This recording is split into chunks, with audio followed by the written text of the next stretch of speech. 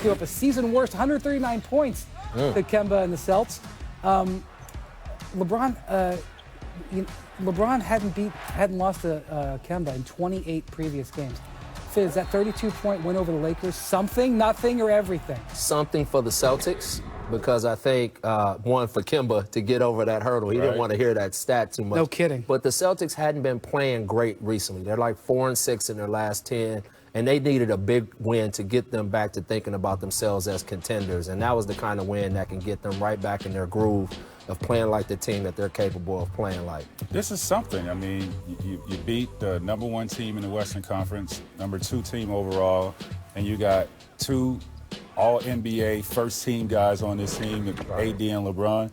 This is a very quality win for this team that can hopefully catapult them into, a string of wins. Yeah, well, let's be honest. The Lakers don't have many marquee wins. They've got a lot of really good wins. Right. 0-2 against the Clippers. They lost in Milwaukee.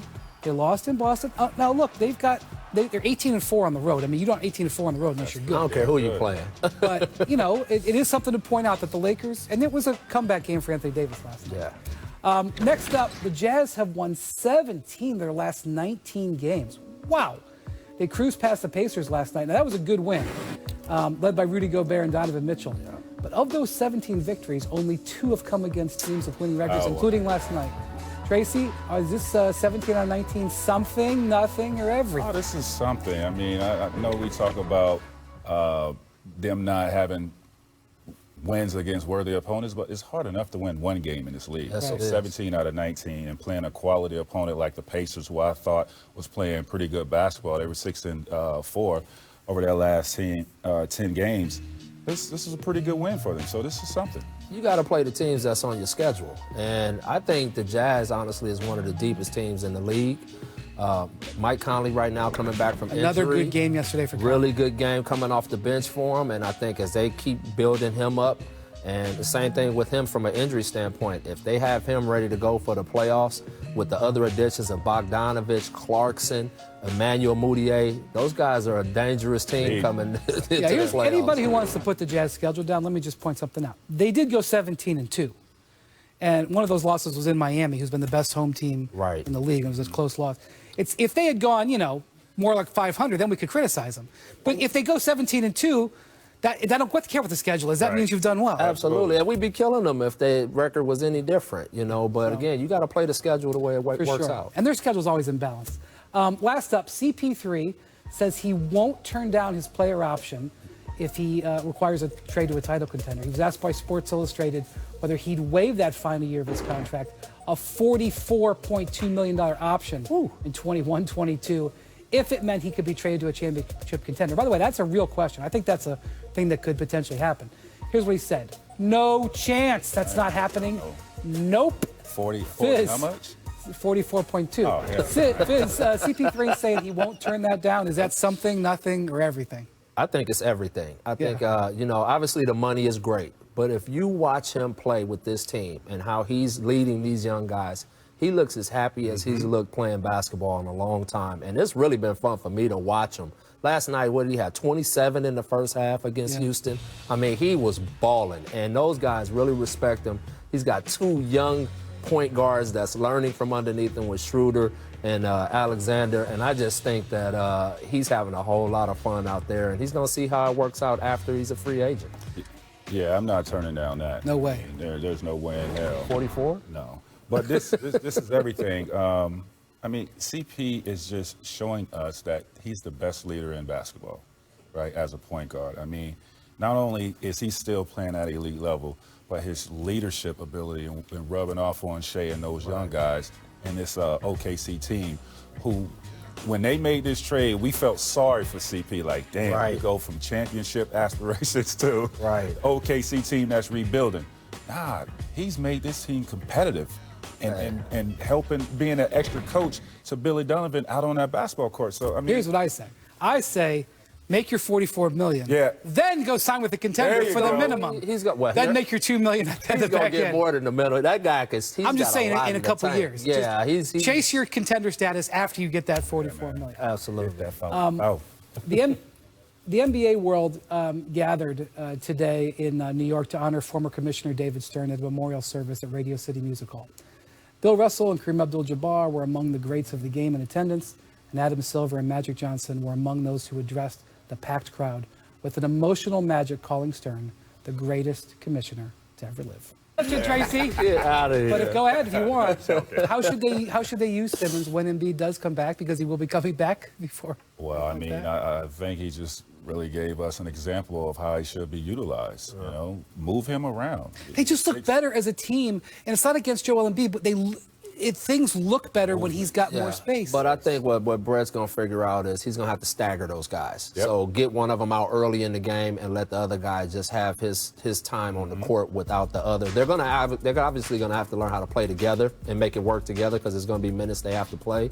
But he's going to have to stagger those guys just so you can unlock Ben Simmons this way. But if you were coaching against him in the playoffs, you would have lineups cooked up to take it. You would have strategies cooked up to take advantage of when they played together, which they're going to have to do in the playoff setting. Yeah, they're going to have to figure it out between the two of them. And I think for Ben, I think the biggest thing is constantly putting pressure on the team in transition and attacking that rim the way he does.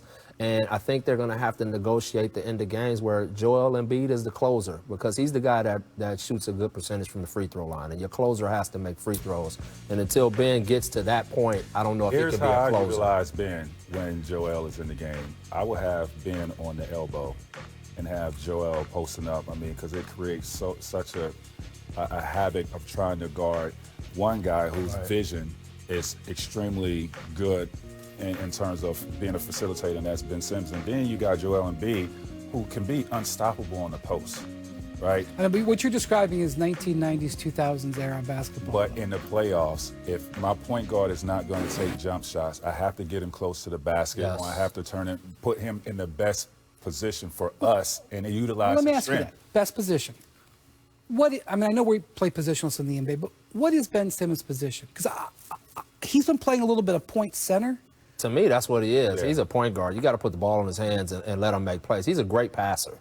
I mean, he sees everybody. Yeah, but on the defense, floor. he can guard Anybody. 1-5. But Anybody. Listen, not only is he a great facilitator, he's a point guard, but he also is a point guard that could play with his back towards the basket and create havoc that way. So I would use him on the post against smaller guys. And his vision is crazy. Yep. The problem is when Embiid's in the game, it allows too easy the help. Well, that's where. That's why.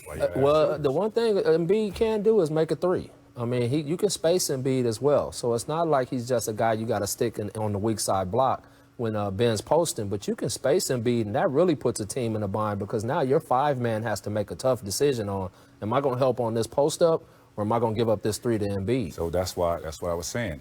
Have Ben Simmons at the elbow, have Embiid in the dunker spot, meaning down low, because nobody can really. A point guard can't stay with Ben Simmons. I'm trying to get to the basket. He's too big and too strong. So you're creating a mismatch. That way, he's closer to the basket. If the five-man comes over and help, that leaves Joel Embiid there for the offensive rebound by himself. And they are elite defensively when they've got both guys out there. So that's their hope. Listen, at the end of the day, it's a great problem to have. If you got those two beasts running around out there, and you just got to figure out how to make Which it I work. think is why they're going to invest in it and let it keep going. Yeah, I wouldn't break that up for What he nothing. can't do, though, he can't revert back to being passive. I mean, No. the way he's playing with, Joel Embiid out, he has to play when he's in there. And see, that's why I say, but I think that's where those two guys have to gotta come figure it together out. and work it out that, hey, during the course of the game, I'm going to be aggressive, I'm going to make plays, I'm going to do all of these things. But when it's closing time, We're going to you. You're going to you, We're big gonna ride your fella, back. and you got to carry us home. Yes. And I think It's if they hard can to go to negotiate it can be hard to go to a big guy in the fourth quarter, though. The Heat beat the Kings in OT last night. max player. He is. He's going to be an all-star.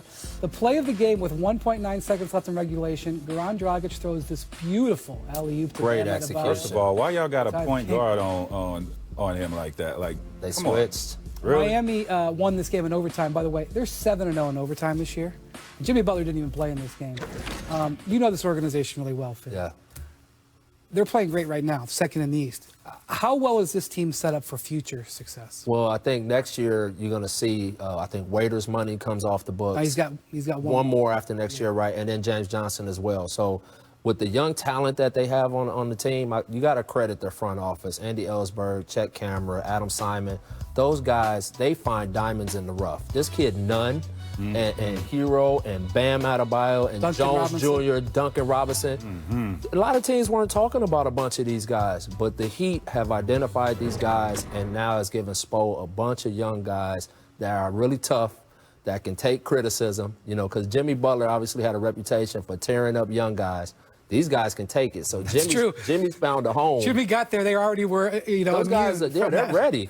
Jimmy Butler fell right into the perfect scenario in a culture that embraces him and who he is and what he stands for. And so I think they're set up great for the future. Those guys are just going to keep getting better. Tracy, I think Miami is going to be hunting for that additional star player. Why not?